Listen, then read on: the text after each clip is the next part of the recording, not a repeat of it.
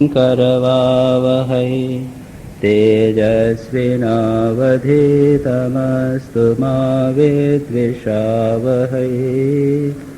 ॐ शान्ति शान्ति शान्तिः। जननीं शारदां देवीं रामकृष्णं जगद्गुरुं पादपद्मे तयो श्रित्वा प्रणमामि मुहुर्मुहुः।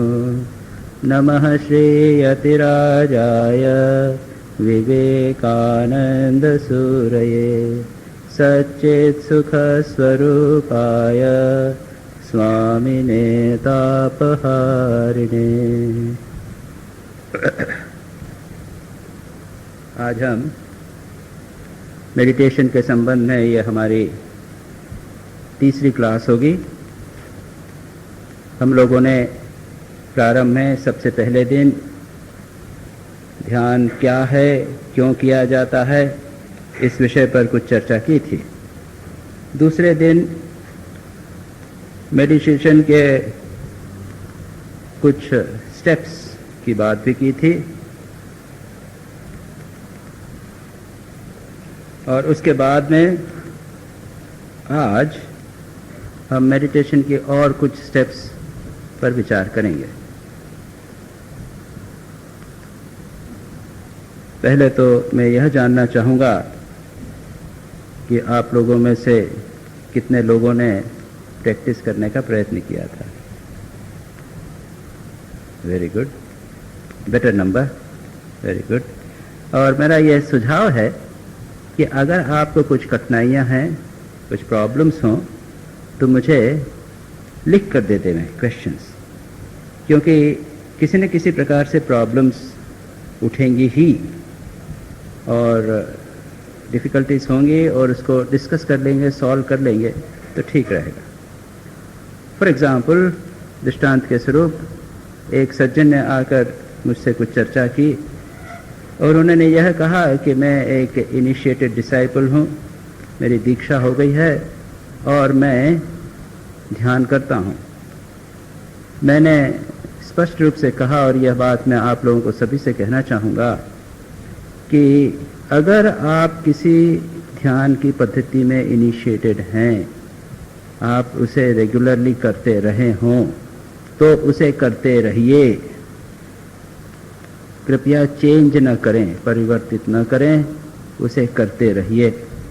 अगर जो स्टेप्स, जो बातें मैं बता रहा हूँ, ये उसमें उपयोगी सिद्ध होवें तो उसमें उस मॉडिफिकेशंस थोड़े से कर सकते हैं, लेकिन गुरु के द्वारा निर्दिष्ट या अगर आपको किसी पद्धति विशेष में ट्रेनिंग मिली है तो वह पद्धति आप अगर करते रहें, तो करते रहे हैं अभी तक, तो उसको करते रहें। ये एक सबसे महत्वपूर्ण बात है। अगर कहीं पर आपकी पद्धति और मेरी पद्धति में अंतर होवे, गुरु के निर्देशों के विरुद्ध कुछ बात कही हो, तो आप उसे न करें। जहाँ पर स्पष्ट विरोध सा प्रतीत हो वहाँ न करें। ऐसी कई बातें, समस्याएं पैदा होंगी और जो व्यक्ति निष्ठावान हैं उनके जीवन में अवश्य निश्चित रूप से समस्याएं पैदा हो। अगर कोई व्यक्ति सोचे कि मेरा तो ध्यान जब बहुत अच्छा चल रहा है, कोई समस्या नहीं उठ रही है, तो कुछ गड़बड़ है। मतलब यह है कि ध्यान ठीक हो नहीं जाए। ध्यान आसान नहीं है और जैसे कोई प्रारंभ में हम व्यायाम प्रारंभ करें तो हाथ पैर दर्द करते हैं। प्रारंभ में शुरू में अगर आप एक्सरसाइज करने लगें, दंड बैठक लगाएं या वेट लिफ्टिंग शुरू करें, तो डेफिनेटली एक समय आएगा, एक अवस्था अवश्य आती है जब हाथ पैर दर्द करने लग जाते हैं, कुछ प्रॉब्लम होने लग जाती है। उसी प्रकार से ध्यान में भी कुछ न कुछ समस्याएं अवश्य उठेंगी।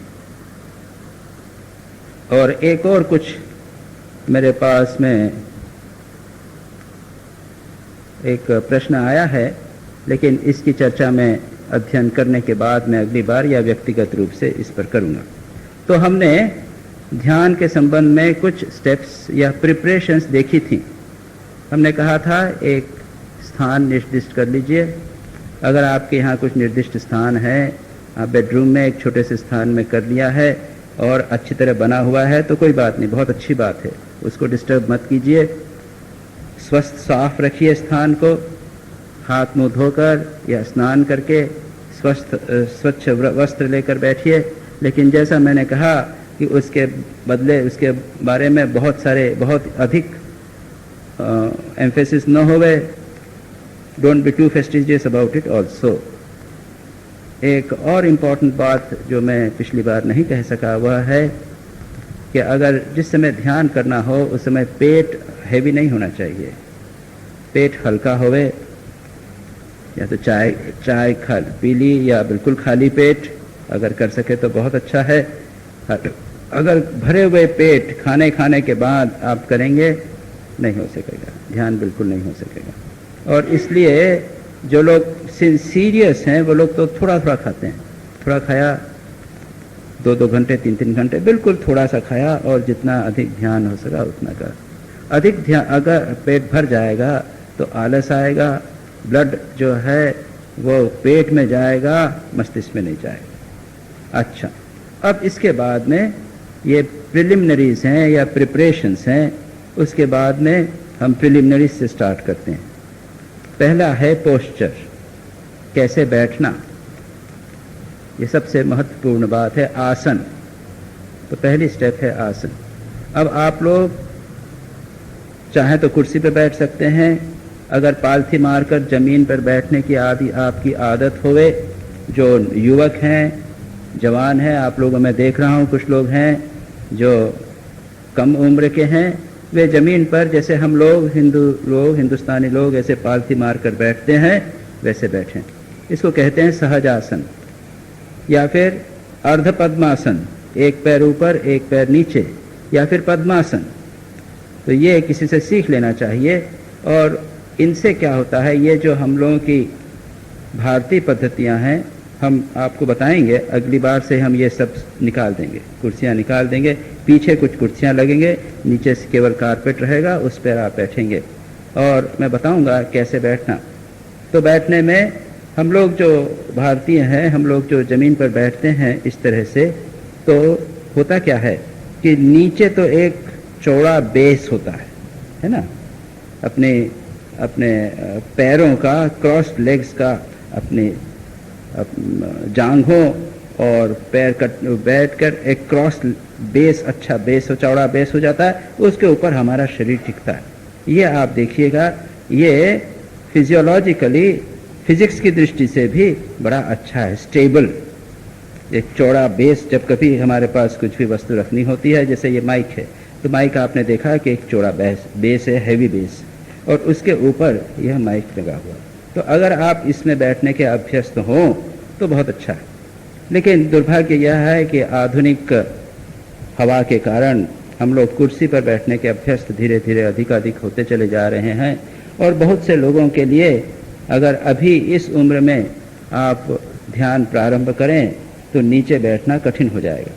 यही नहीं, इस उम्र में आकर वृद्धावस्था में अगर आप 65 जैसे आप सीनियर सिटीजन्स की एज तक आते हैं तो हमारा शरीर जो है वो थोड़ा सा कड़ा होने लग जाता है, स्टिफ होने लग जाता है।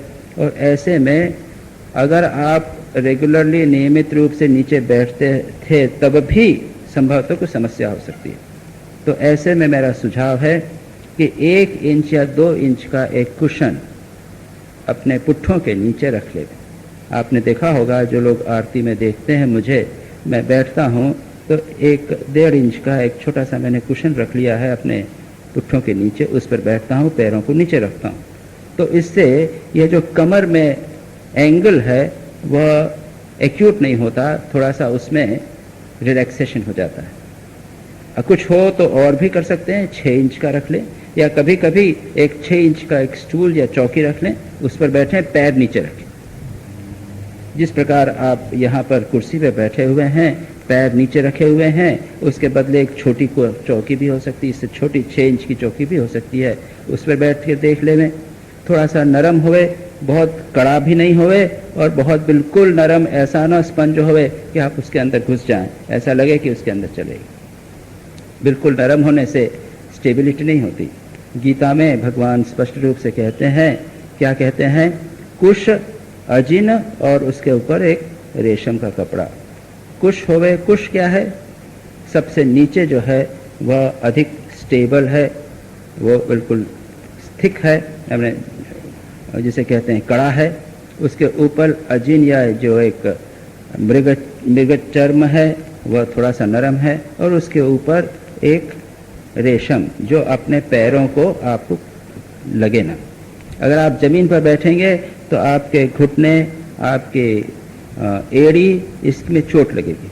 तो ऐसा नहीं होना है, हल्का सा नरम हो लेकिन बहुत नरम न होवे। आजकल तो कारपेट के पीसेस जैसे बहुत सारे मिलते हैं, आप लोग अगली बार अगर घर से ला सकें तो बहुत अच्छा है। या फिर एक दरी को फोल्ड कर लिया, एक छोटी दरी उसको फोल्ड कर लिया, या चादर को 8-10 फोल्ड कर लिया, 2 चादरों को फोल्ड कर लिया, या एक हल्का एक डनलप पिलो, बिल्कुल नरम डनलप पिलो पतला सा, वो ले लिया। इस तरह के बेस्ट है जिसे हम आजकल जिसको कारपेट कहते हैं, एक कारपेट का एक टुकड़ा, ऐसा आसन, कुशासन उसके नीचे हो, वो बहुत अच्छा। तो ये आसन के संबंध में, और इस आसन को अपने उसी कार्य के लिए, ध्यान के लिए ही उपयोग में लावें और किसी कार्य। इनके पीछे भी एक साइकोलॉजिकल, मनोवैज्ञानिक भाव रहता है कि जिस स्थान पर, जिस आसन पर आप नियमित रूप से बैठते हैं, तो जो ही उस पर बैठेंगे कि आपको वह आध्यात्मिक भाव आपके मन में आ जाए। तो पहली बात, यह आसन को सिलेक्ट कर लिया। कैसे बैठना मैंने बता दिया, सुखासन या अर्धपद्मासन या पद्मासन या कुर्सी पर बैठे। लेकिन सबसे महत्वपूर्ण बात है कि आपका गर्दन, सिर, गर्दन और पीठ एक लाइन में रहना चाहिए। सीधे बैठना, यह सबसे महत्वपूर्ण बात है। चाहे आप कुर्सी पर बैठें, चाहे आप जमीन पर बैठें, चाहे आप चौकी पर बैठें, किस पर भी बैठें, आपकी गर्दन, आपकी सिर और पीठ एक लाइन में होनी चाहिए। आगे भी झुका हुआ नहीं और ऐसा पीछे की तरफ तना हुआ भी नहीं। मैं जब यहाँ पर आप लोग कल बैठेंगे अगली बार, तब मैं कोशिश करूँगा कि आप लोगों को कुछ को डायरेक्शन देने का मैं प्रयत्न करूँगा। यह आवश्यक इसलिए है कि इस स्टेट में, सीधे बैठने में, ब्रेन, यानी हम एक तो सजग रहते हैं, याद रखिए। अगर आप ढीले बैठेंगे, झुक कर बैठेंगे, तो जैसा पीताम्बरानंद जी ने एक दिन कहा था, एक मेरे साथ हम गए थे दोनों पटियाला में एक स्कूल में, मैंने लेक्चर में कहा कि अगर सीधे बैठते हैं तो ब्रेन और स्पाइनल कॉर्ड ये सब बिल्कुल ऑप्टिमम पोजीशन में रहते हैं और सबसे अच्छा कार्य करते हैं। अगर आप लेटे लेटे चिंतन करेंगे तो आपका चिंतन इतना गहरा नहीं होगा, आपकी स्मृति इतनी अच्छी नहीं होगी। आप सीधे बैठिए, जितना अधिक सीधे बैठ सके उतना आप देखेंगे कि आप चिंतन आपका अच्छा हो रहा है। तो पीताम्बरन जी ने यह भी कहा कि अगर आप झुक कर बैठेंगे तो आप डिप्रेशन को इनवाइट करेंगे, आपके जीवन में डिप्रेशन आएगा। और झुक कर बैठना यानी बुढ़ापे को इनविटेशन देना। तो इनको भी ले लीजिए। जो भी हो, एक अभ्यास बना लेना चाहिए, कुर्सी पर बैठे हों या और ज़मीन पर सीधे बैठने का हम प्रयत्न करें।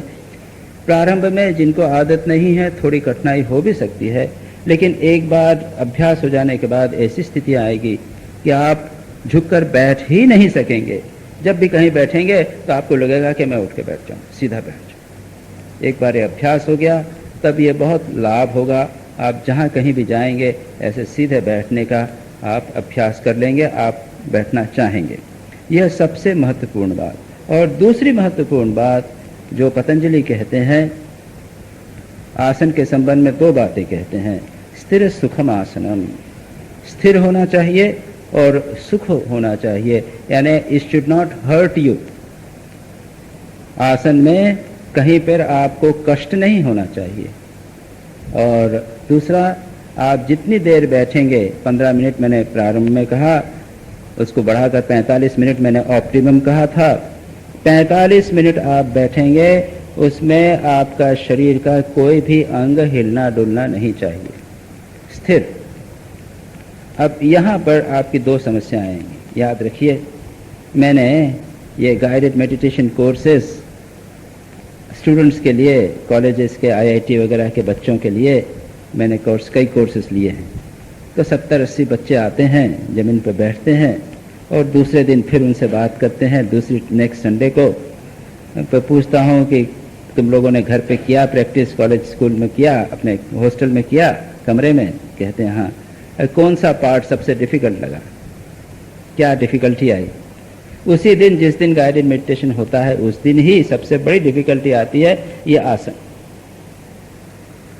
बिना हिले डुले एक आसन पर, जमीन पर बैठना बहुत डिफ़िकल्ट, बहुत कठिन,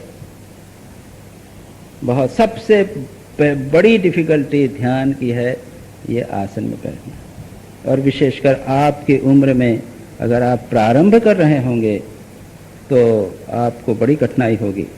और इसलिए मैं ये देखूंगा कि पर्याप्त मात्रा में कुर्सियां पीछे की तरफ लगाई होंगी, जिससे इन कुर्सियों पर आप बैठ सकें। वैसे ये कुर्सियां कोई आइडियल कुर्सियां नहीं हैं। कुर्सी ऐसी होनी चाहिए, एंगल बिल्कुल फ्लैट होना चाहिए। ये थोड़ी सी शायद इंक्लाइंड है पीछे की तरफ। जो भी हो, कमर बिल्कुल सीधी रहे। पीछे अगर आप चाहें तो एक सपोर्ट जैसा यहाँ पर है वैसा ले सकते हैं। जिस भी आसन में बैठें, कुर्सी पर बैठें, लेकिन गर्दन और सिर को बिल्कुल सीधा रखें, हिलाए डुलाए नहीं। ये पहली स्टेप। और अब अगली बार से तो करेंगे, इसका घर पे आप लोग अभ्यास करिएगा। अगली बार जब आए उसके पहला थोड़ा अभ्यास हो जाए तो मेरा काम थोड़ा सा आसान हो जाएगा।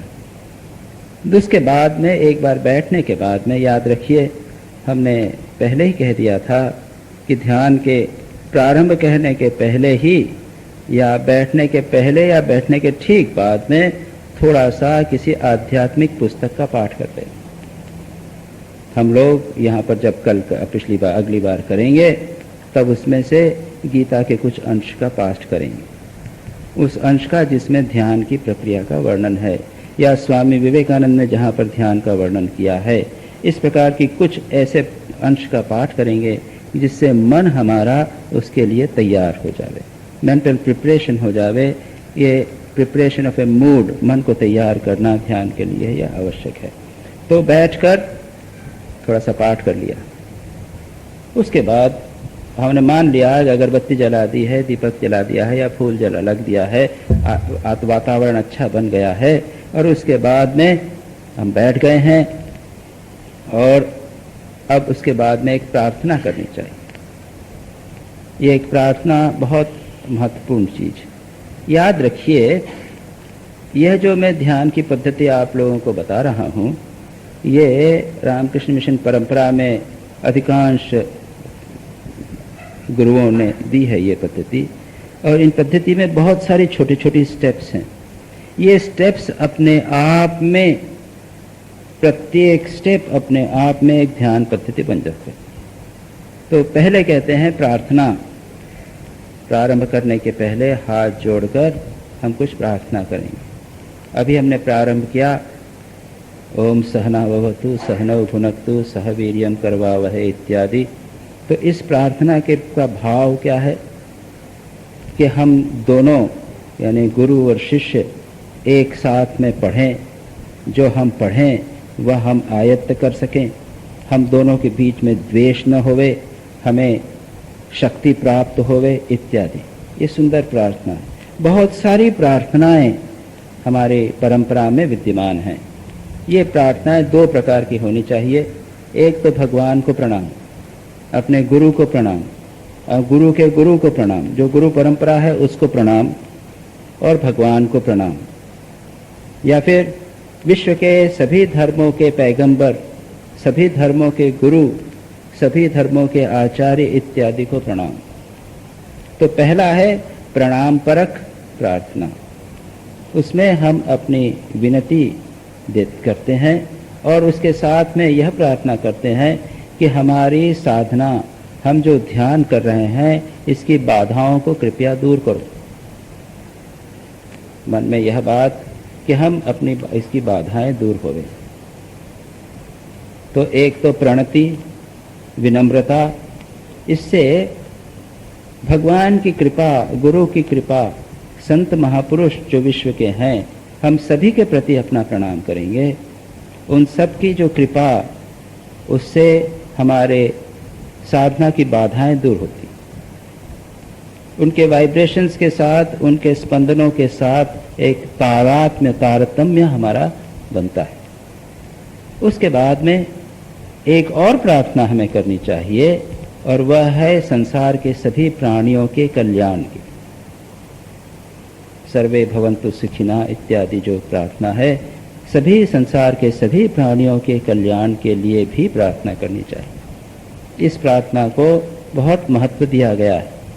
स्वामी विवेकानंद कहते हैं कि ध्यान में बैठने के पूर्व आप शांति और प्रेम सोचिए कि आपके हृदय से शांति और प्रेम निकल रहा है और सामने की तरफ जा रहा है। वह पूरा अंत तक चला गया, पुनः वापस आ रहा है, दूसरी ओर, उत्तर की ओर, दक्षिण की ओर, पूर्व की ओर, पश्चिम की ओर, सर्वत्र एक शांति और प्रेम का वाइब्रेशंस प्रसारित कीजिए। अगर यहाँ तक स्वामी विवेकानंद कहते हैं कि संसार के सभी लोग प्रतिदिन अगर 5 मिनट यह काम, बैठकर 5 मिनट के लिए यह काम करें, तो सारा संसार का वातावरण बड़ी परिवर्तित हो जाए। तो प्रार्थना में 2 बातें या 3 बातें। पहला तो संसार के सभी धर्मों के पैगंबरों को, संसार के सभी धर्मों के संतों को, हम जिन्हें देवता मानते हैं, गुरु मानते हैं, ब्रह्मा विष्णु जो भी कुछ मानते हैं, उन सबको, परमेश्वर को प्रणाम। दूसरा, उनसे कृपा की याचना, स्वयं के कल्याण के लिए और संसार के सभी प्राणियों के कल्याण के लिए। यह प्रार्थना प्रतिदिन हमें करना चाहिए। याद रखिए, अब देखिए ये कितनी छोटी सी बात प्रतीत होती है। हमने ध्यान तो प्रारंभ किया ही नहीं, ध्यान के पहले ही प्रिलिमिनरी चीज है यह। लेकिन अगर हम इसे प्रतिदिन करें, 5 मिनट करें और पूरी एकाग्रता और मन से करें, हृदय से उसमें भावपूर्ण रूप से करें, तो इसका कितना बड़ा प्रभाव स्वयं पर और हमारे समाज पर पड़ेगा। इसलिए मैंने कहा कि इसमें ध्यान की जो पद्धति है, इसकी प्रत्येक स्टेप, प्रत्येक चरण और प्रिपरेशन उसका मूल्य है। मैंने पहले भी कहा था, एक स्थान का चयन, शांति से बैठना और एक मूड प्रिपेयर करना, पवित्रता, ये सारी बातें हमारे चरित्र को निर्माण करने में, हमारे जीवन में नई वैल्यूज डालने में मदद करती हैं। उसके बाद में है प्राणायाम। अब प्राणायाम का अर्थ क्या है? प्राण का संयमन। प्राण यानी हमारी प्राणवायु। अब इसके ऊपर स्वामी विवेकानंद ने बहुत विस्तार से अपने राजयोग के प्रारंभिक इंट्रोडक्शन इत्यादि में बहुत विस्तार से लिखा है। उन्होंने 3 अध्याय लिखे हैं प्राण के संबंध में। प्राण, देन साइकिक प्राण, कंट्रोल ऑफ साइकिक प्राण। प्राण क्या है वो विस्तार से वर्णन करते हैं। वो तो कहते हैं प्राण यानी क्या है? शक्ति, एनर्जी, ऊर्जा, हमारे भीतर शक्ति और संसार में सर्वत्र विद्यमान शक्ति, इसी को स्वामी विवेकानंद प्राण कहते हैं। और कहते हैं स्वामी विवेकानंद कि हम अगर अपने भीतर के प्राण वायु को कंट्रोल कर लेवें, तो हम संसार के बाहर के भी प्राण को हम नियंत्रित कर सकते हैं। क्योंकि माइक्रोकॉस्म और मैक्रोकॉस्म, यह जो छोटा ब्रह्मांड हमारे भीतर है और जो ब्रह्मांड बाहर है, वह दोनों एक ही योजना पर बने हुए हैं। They are made on the same scheme. अगर मैं अपने भीतर के प्राण को कंट्रोल कर लूँ, तो संसार के बाहर भी मैं प्राण को नियंत्रित कर सकता हूँ। स्वामी विवेकानंद का ये कहना है और विस्तार से उन्होंने वहाँ पर बताया है। हम उसके विस्तार में नहीं जाएंगे। यह एक, जब पातंजल योग सूत्र पर प्राण के विषय में प्रथम चैप्टर में, उसके बाद में दूसरे अध्याय में जहाँ कहीं भी प्राण की चर्चा होगी, वहाँ पर यह दार्शनिक विश्लेषण किया जाएगा। यहाँ पर इस क्लास में हम यहाँ नहीं करेंगे। अब प्राण या प्राणायाम किस प्रकार किया जाएगा, तो हम जो करेंगे उसे स्वामी विवेकानंद नाड़ी शुद्धि कहते हैं। नाड़ी शुद्धि इसका नाम, टेक्निकल नाम है नाड़ी शुद्धि। उसमें एक नाक को एक अंगूठे से बंद किया जाएगा और बाएं नाक से सांस अंदर ली जाएगी। उसके बाद पूरी अंदर लेने के बाद खोलने के बाद में दूसरी नाक से उसको सांस को बाहर निकाला जाएगा। उसके बाद में इस नाक से लिया जाएगा और दूसरी नाक से उसे निकाला जाएगा। यह जो किया यह हुआ एक प्राणायाम। प्राणायाम में नाम दे रहा हूँ, नाड़ी शुद्धि कहिए, जो भी कहिए। अब इसको पहले तो अपने ऐसे किया। नॉर्मली हम दोनों नाकों से सांस लेते हैं। सच पूछा जाए तो दोनों से सांस कभी नहीं लेते। जो लोग इसके विशेषज्ञ हैं वे बताते हैं कि हम सामान्यतः अगर सांस ले रहे होते हैं तो किसी न किसी एक इधर दाहिनी या बाएं नाक के सांस लें। कुछ बहुत विशेषज्ञ होते हैं, वो कहते हैं कि बाएं सांस नाक से सांस लेने में क्या होता है, दाहिनी का क्या महत्व होता है इत्यादि। और जब दोनों से बराबर सांस लेने लग जाते हैं वह सर्वश्रेष्ठ समय होता है जब हम ध्यान कर सकते हैं। मन उस समय पूर्ण रूप से शांत होता है। अब यह विज्ञान मैं नहीं जानता और इसके विज्ञान के गहराई में जाने की आवश्यकता भी नहीं है, लेकिन यह है एक बहुत विस्तृत विज्ञान। तो हम क्या करेंगे, हम एक नाक से लेंगे, दूसरी से निकालेंगे, दूसरी से फिर लेंगे और निकालेंगे। हम सांस को रोकेंगे नहीं। पहले थोड़ा सा करेंगे, उसके बाद 2 या 3 बार करने के बाद में उसके बाद में हम गिनने लगेंगे, काउंट करेंगे। मेंटली हम काउंट करेंगे 1 2 3 4 5 6 7 8। इस स्पीड से हम सांस को लेंगे और सांस को बाहर निकालेंगे उसी स्पीड से। मन ही मन ये काउंट करेंगे। याद रखिए, अगर हमारी सांस संतुलित हो जावे तो यह मन को शांत करने में बहुत लाभदायक होती है, बहुत सहायक होती है। और इस पर जब हम थ्योरी पातंजल योग सूत्र जो शनिवार को लेक्चर होते हैं उसमें अभी जब अवसर आएगा तो हम विस्तार से विचार करेंगे। विस्तार से विचार करेंगे कितने प्रकार के प्राणायाम होते हैं, कितने आसानी से किए जा सकते हैं और कितना करना चाहिए, उसके पीछे का विज्ञान क्या है, फिजियोलॉजी क्या है, साइकोलॉजी क्या है, ये सारी बातें विचार। तो ये प्राणायाम अगर आप प्रारंभ में कर लेवें और उसके साथ ही साथ एक 8 मात्रा में अंदर लेना, 8 मात्रा में निकालना, 8 काउंट में लेना और 8 काउंट में निकालना, इतना करें। और इसके साथ एक दूसरी बात की जा सकती है जिसे हम ऑटो सजेशन कहें, और वह भी एक बड़ी अच्छी चीज है।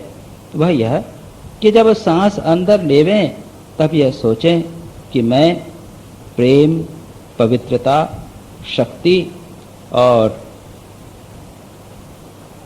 पीस, शांति, इन चारों को मैं अपने भीतर ले रहा हूं। और जब निकालें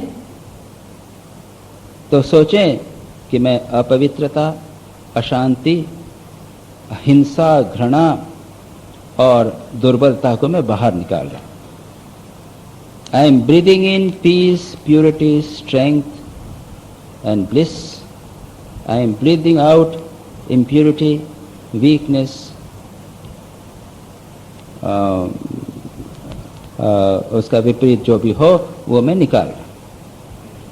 4 1 2 3 4 तो आप समझ लीजिए, peace, purity, strength, bliss, peace, purity, strength, bliss, ऐसा मैंने अंदर लिया और उसके बाद में निकाला उसके विपरीत impurity, weakness, hatred and suffering. Impurity, weakness, hatred, suffering. जब मैंने अंदर लिया तो शुभ गुणों को लिया और निकाला तो अशुभ चीजों को निकाल दिया। अब इसको कितनी बार करना चाहिए? 8 बार। यानी 1 2 3 4 ये एक प्राणायाम। चाहे तो आप 4 बार कीजिए या फिर 8 बार कीजिए, जितना समय आप, क्योंकि आप देखेंगे कि सारी प्रोसेस करते हुए आधा घंटा बीत जाएगा, 45 मिनट लग जाएगा। आप देख लीजिए आपके पास कितना समय। लेकिन अगर थोड़ी सी बात सोचिए, अगर आप उसे इन शब्दों के अर्थ पर थोड़ा सा ध्यान रखकर भी अगर आप कार्य कर सकें, यह बात कर सकें, तो ये कितना बड़ा ऑटो सजेशन होता है। हम सोच रहे हैं कि हम में शक्ति, पवित्रता, प्रेम और आनंद भीतर आ रहा है और विपरीत बातें निकल जा रही हैं। हम पवित्र दिन पर दिन प्रति पवित्र हो रहे हैं। सुबह 8 बार, 8 यानी 1, प्रत्येक प्राणायाम में 2 बार, 8 दूना 16 बार, सुबह 16 बार, शाम को आप पवित्रता, शक्ति, प्रेम और आनंद को भीतर ले रहे हैं, विपरीत चीजों को निकाल रहे हैं। और इसको आप करेंगे कितने दिन तक? अगर आप 6 महीने, साल भर, 5 साल, 10 साल बराबर नियमित रूप से करते रहें, तो क्या इनका प्रभाव आपके मन पर नहीं पड़ेगा? एक अवस्था ऐसी आती है जब बाद में आप पवित्रता, शक्ति, प्रेम और आनंद भीतर लेते हैं और पवित्रता, शक्ति, प्रेम और आनंद बाहर निकालने लग जाते। स्वाभाविक रूप से यह हो जाता है, यह दुर्बलता की तरफ विचार जाता ही नहीं। इस पर एक प्रश्न भी हुआ था जब गाइडेड मेडिटेशन हुआ। प्रश्न मैंने जब इनवाइट किए तो एक ने यह प्रश्न किया कि स्वामी जी, जब हम ये चीज अच्छी शुभ गुण अंदर लेते हैं और अशुभ जब निकालते हैं, तो जब हम अशुभ को निकालेंगे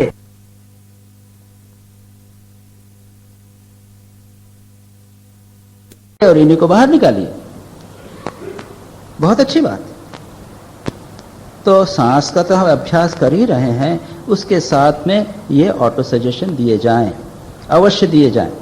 अब देखिए, प्रार्थना, ये प्राणायाम, ये लगती हैं केवल सामान्य सी बातें, प्रिलिमिनरीज, प्रिपरेशंस लगती हैं, लेकिन है ना ये मेडिटेशंस, ये ध्यान से कम नहीं है।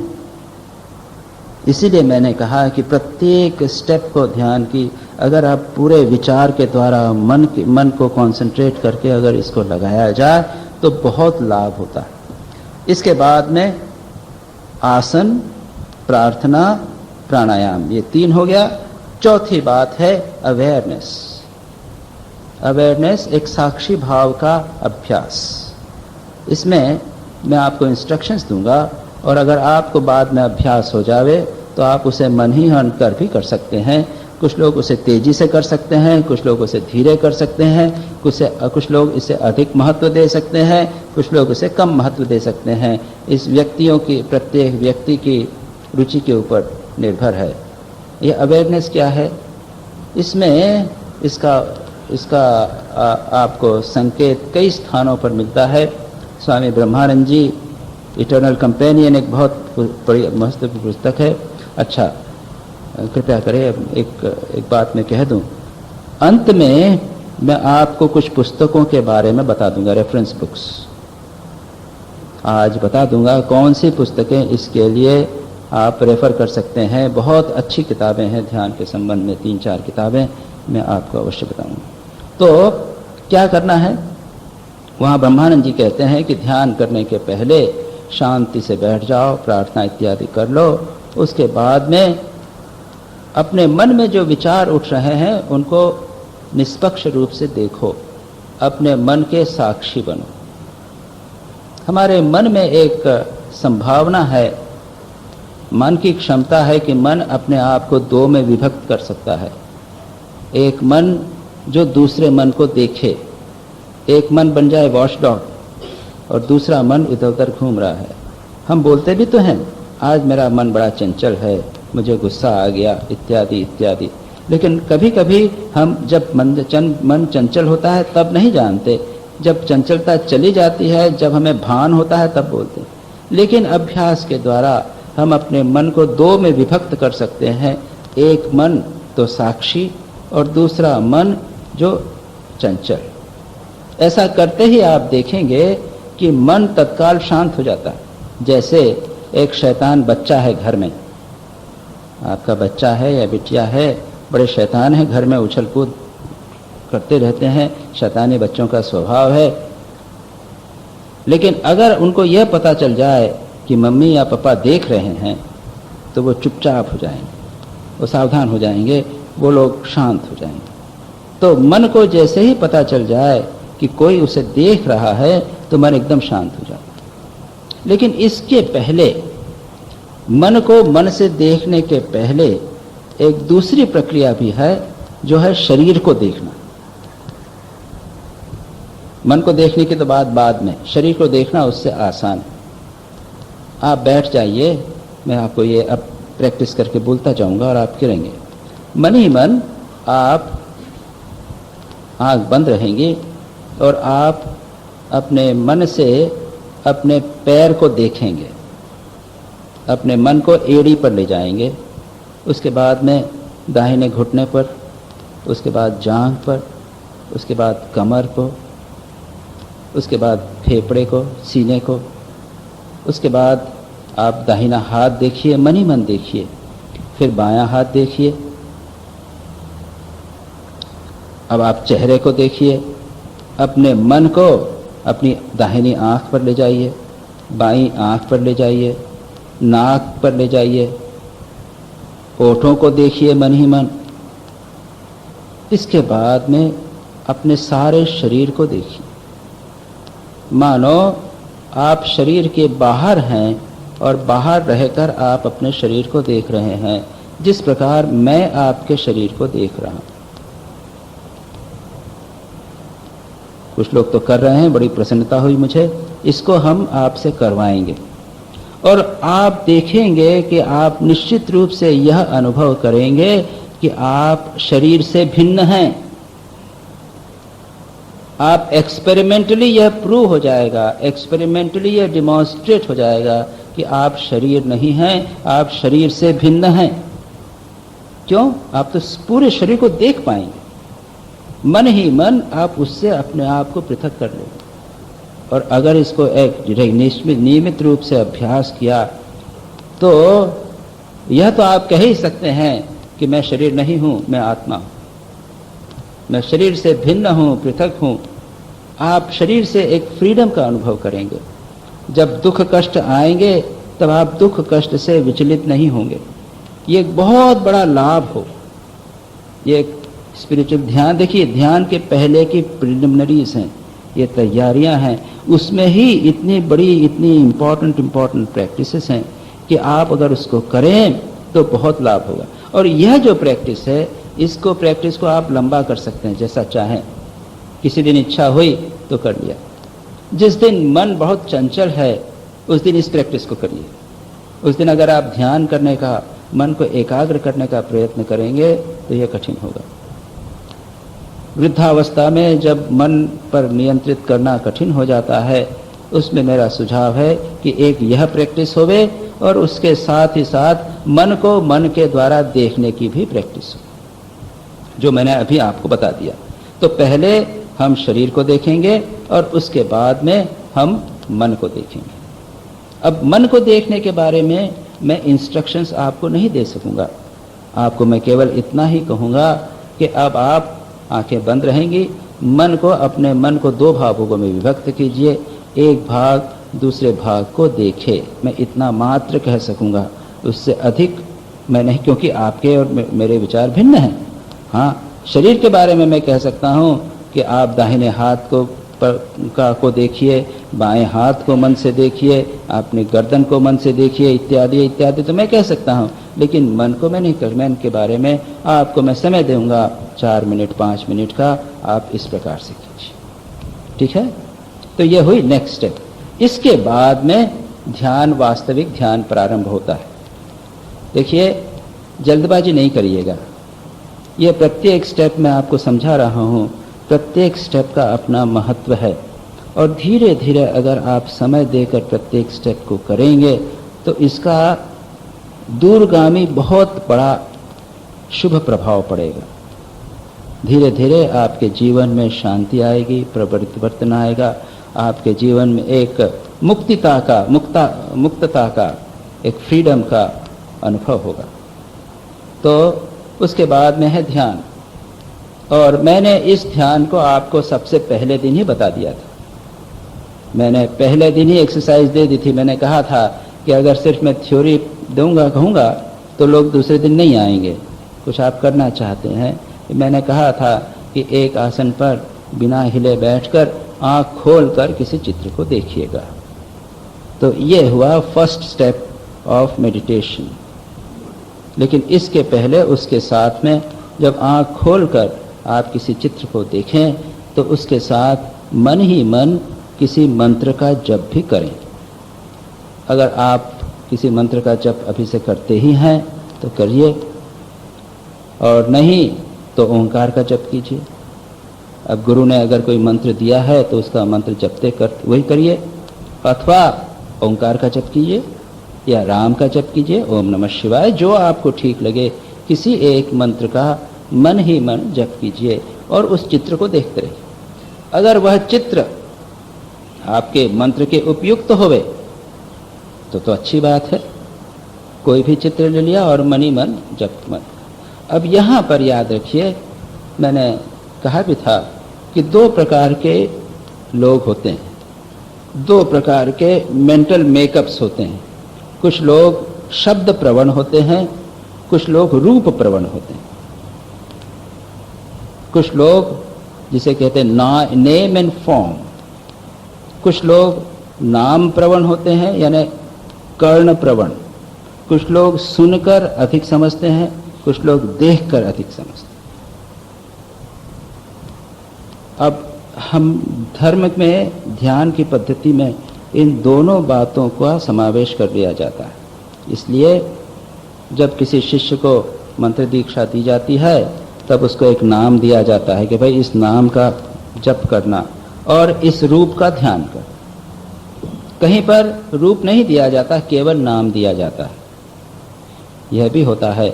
अब जब नाम पर जप करेंगे, नाम पर मन को एकाग्र करेंगे, तब क्या होता है, नाम को मन ही मन उच्चारण करना पड़ता है। ओम कहो या जो भी कहो, राम, और उसको उस पर मन को एकाग्र करना। तो अपने ध्यान की नेक्स्ट पद्धति में, नेक्स्ट स्टेप में यह भी किया जा सकता है कि आसन पर बैठ गए, प्रार्थना कर ली, अवेयरनेस का काम किया, और वो अवेयरनेस के बाद मन शांत हो गया। उसके बाद मन ही मन किसी भी नाम का उच्चारण करें। अगर आप अकेले हैं, घर में अकेले हैं, तो जोर से भी कर सकते हैं। शुरू में जोर से कीजिए, या फिर होंठों को हिलाते हुए, लेकिन उच्चारण मत कीजिए। ये वाचिक, उपांशिक और मानसिक। और मन को एकाग्र करिए नाम पर। मन ही मन नाम को सुनिए। जैसे अगर चित्र सामने है, चित्र को हमने देखा और उसके बाद आंखें बंद करके मन ही मन उस चित्र को वहां देखेंगे, ठीक उसी प्रकार मन ही मन मंत्र का भी सुन सकते हैं। मंत्र को मन ही मन सुना जा सकता है। मन ही मन उच्चारण कीजिए और मन ही मन मंत्र को सुनिए।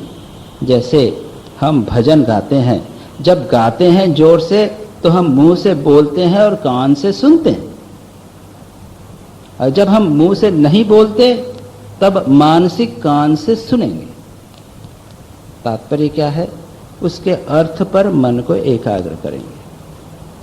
हरि भजन बिना सुख शांति नहीं। अब यह जो एक लाइन है, उसको आप मन ही मन उच्चारण कर सकते हैं और मन ही मन उसके अर्थ को सुन भी सकते हैं, किया जा सकता है। तो जप की यह पद्धति है कि उसे सुनना भी चाहिए। इससे हायर पद्धति है उसके अर्थ का चिंतन, उसकी बात अभी अपन नहीं करते। तो प्रारंभ में आसन पर बैठकर प्रार्थना, प्राणायाम और साक्षी भाव का अभ्यास करने के बाद में बैठकर मन ही मन थोड़ी देर तक जप कीजिए। उसके साथ आंखें खोलकर इष्ट का या रूप को भी देख सकते हैं, या आंखें बंद भी रह सकती हैं। उसके बाद अब हम चलें ध्यान। पहले मैंने स्टेप बताई, आंखें खोलकर ध्यान। कई पद्धतियों में, कई जो इंस्ट्रक्शंस हैं उसमें इस बात का उल्लेख सामान्यतः नहीं होता। स्वामी ब्रह्मानंद जी के इंस्ट्रक्शंस, निर्देश हैं। उन्होंने कहा है कि पहले आंखें खोलकर अपने इष्ट का, जिसका तुम ध्यान करना चाहते हो, उसके चित्र का, उसके रूप को अच्छी तरह देख लो। थोड़ी देर तक जब गहराई से अच्छी तरह हम देख लेंगे तो उसके बाद में उस पर मन पर अच्छी छाप बन जाएगी। उसके बाद में जब आप आंखें बंद करेंगे तो वही चित्र आपको आसानी से पूरा दिखाई दे सकेगा, मन ही मन आप कल्पना में उसे देख सकें। एक बहुत ही सुंदर घटना का मुझे स्मरण हो आया।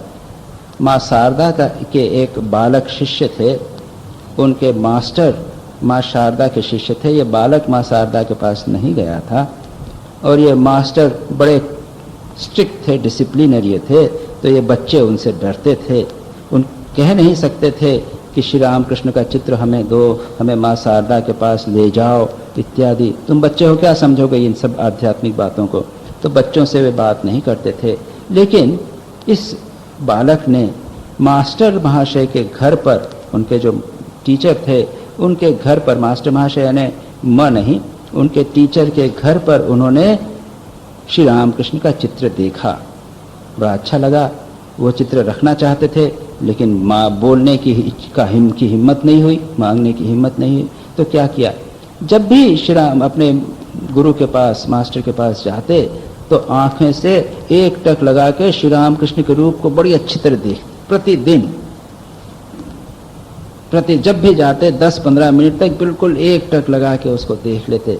और बाद में उन्होंने लिखा, आगे सन्यासी बने, उसके बाद में वह मन पर छाप ऐसी पड़ गई कि उसके बाद मुझे चित्र की आवश्यकता नहीं पड़ती थी। आंख बंद करता था तो वो रूप मेरे सामने आ जाता। तो आंख खोल कर ध्यान करने का उद्देश्य यह है कि मन पर उसकी अच्छी छाप बन जावे और उसके बाद हम जब इच्छा हो आंखें बंद करके उसका ध्यान कर सकें। ये आंखें खोल कर ध्यान करने की एक महत्व और है, और वह यह है कि जब आपका मन चंचल हो, सारे दिन आप थक गए हो काम करके, बहुत सारे सांसारिक विचारों से मन भरा हुआ हो, उस समय अगर आप ध्यान करना चाहेंगे तो मन आपका टिकेगा नहीं। उस दिन क्या करिए, उस चित्र को सामने रखिए और 15 मिनट तक बैठकर केवल देखते रहिए और कुछ नहीं। याद रखिए, मन समझता है, जानता है कि यह एक शुभ चित्र है, भगवान का चित्र है, मन फिर भी ध्यान, एक अंश मन का ध्यान कर रहा है। मन इधर उधर भागेगा। एक चित्र आंखें से, इंद्रियों से आप मन को, इंद्रियों के माध्यम से मन को वहां टिकाए रखिए जितना हो सके। मन फिर भी भागेगा, आंखें न भागे, आंखें न भागने पाए। इंद्रियों के इसी तरह भजन लगा दिया, कैसेट चला दिया, आवाज चल रही है, किसी न किसी प्रकार से भगवान का नाम कान के अंदर घुसता चला रहा है। तो आंखें खोल कर भी यह ध्यान की एक उपयोगिता है। भले ही यह प्रिलिमिनरी स्टेप है, सच पूछा जाए इसको ध्यान की संज्ञा नहीं दी जा सकती, फिर भी हमने एक संज्ञा दी है, आंखें खोल कर ध्यान कर।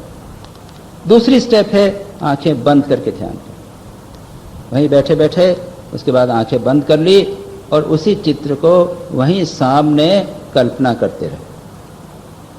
आंखें बंद कर ली, जो चित्र देखा है उसी की कल्पना, जो आपने देखा है उसको उसी स्थान पर सामने उसकी आप कल्पना करते रहिए, आंख को बंद करके।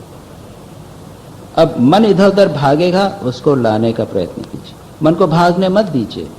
मन बहुत चंचल है।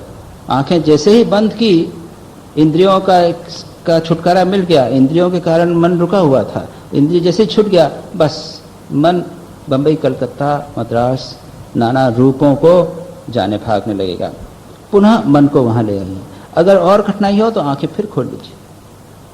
लेकिन जैसा मैंने कहा, यह प्रारंभिक स्थिति है।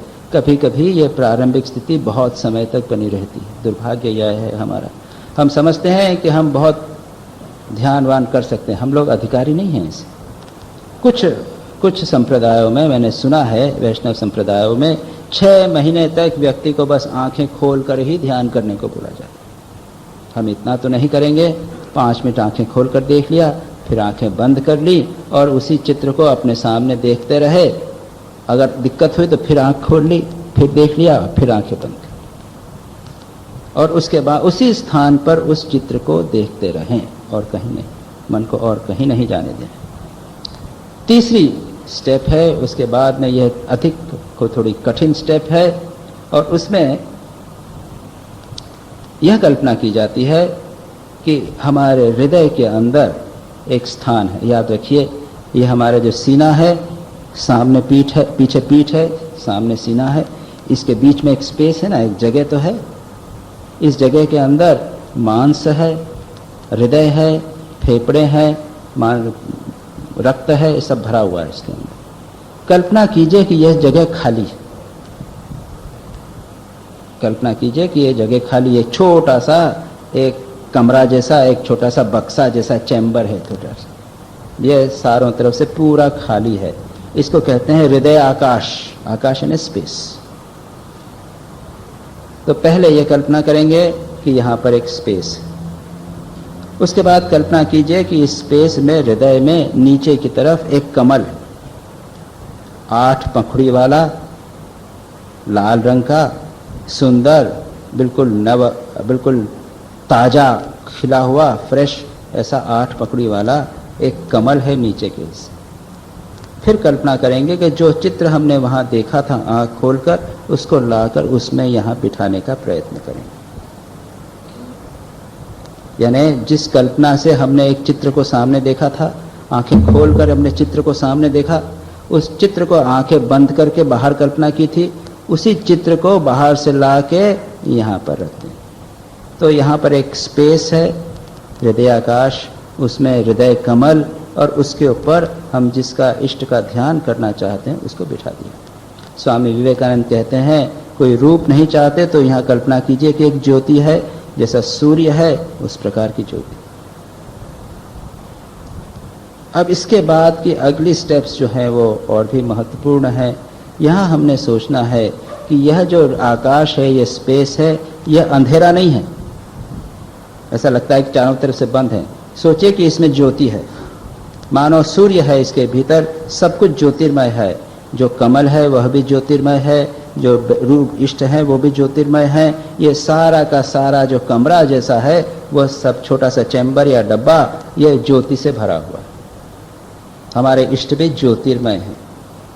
और अंतिम स्टेप ध्यान की, उसमें हमें यह कल्पना करनी है कि जो इष्ट हैं जिनका हम ध्यान कर रहे हैं, वे केवल कल्पना नहीं है, वे सचमुच कोई एक व्यक्ति हैं, लिविंग हैं, चैतन्य हैं, जीवंत जागृत हैं, जैसे मैं और आप जीवंत जागृत। मतलब हमारे हृदय में भगवान जीवंत जागृत रूप से बैठे हुए हैं।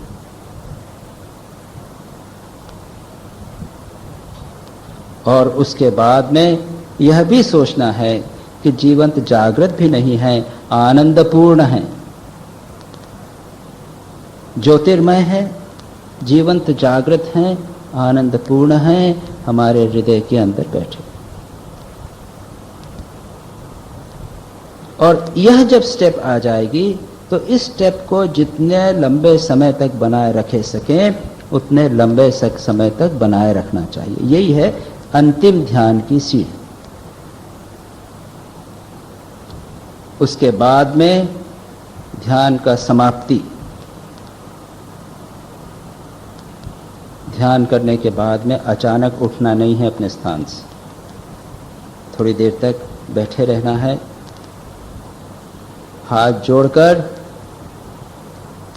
आंखें बंद करके भगवान से प्रार्थना करना है, प्रभु जो मैंने ये ध्यान किया, यह ध्यान तुम्हें समर्पित, और इस ध्यान का फल भी तुम्हें समर्पित। ये समर्पण का भाव, यह भी एक ध्यान की प्रक्रिया का, पातंजल योग सूत्र में आएगा, ईश्वर प्रणिधान, उसकी प्रैक्टिस। यह अपने आप में एक ध्यान की स्टेप है, ध्यान का एक अंग है। प्रभु यह भी तुम्हें समर्पित। उसके बाद में थोड़ी देर तक बैठे रहिए, चाहे तो उसके बाद में एक आध श्लोक पढ़ लिया, गीता पढ़ ली 5 मिनट, और उसके बाद में उठे।